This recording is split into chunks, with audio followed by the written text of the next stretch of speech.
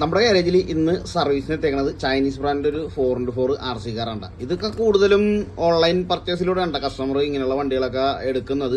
അപ്പോൾ ഇതിൻ്റെ കംപ്ലൈൻറ്റ് എന്താണെന്ന് വെച്ച് കഴിഞ്ഞാൽ ഞാൻ ചെക്ക് ചെയ്ത് കാണിച്ചു തരാം.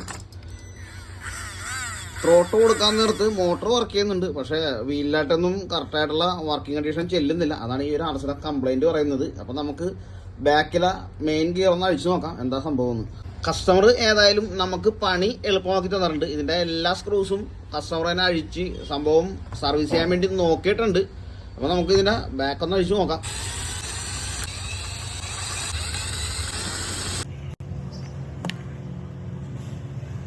മോട്ടറിൻ്റെ പെനിയൻ മിസ്സിങ് ആണ്. പെനിയൻ ഇല്ല ഇതിനകത്ത്. നമ്മൾ ഈ ഒരു മോട്ടറിൽ വേറൊരു പെനിയൻ ഗിയർ സെറ്റ് ചെയ്യട്ടാ. അപ്പോൾ നമുക്ക് മോട്ടറിന്ന് വണ്ടിയിലായിട്ട് സെറ്റ് ചെയ്യാം.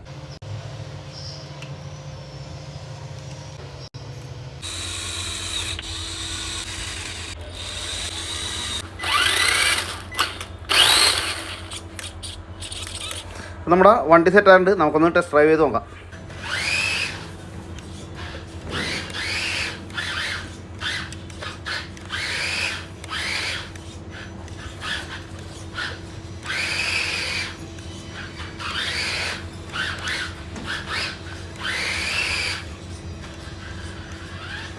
ഈ ഒരു RCയുടെ റണ്ണിങ് ടെസ്റ്റൊക്കെ നടത്തി സംഭവം നല്ല അടിപൊളിയായിട്ടുണ്ട്.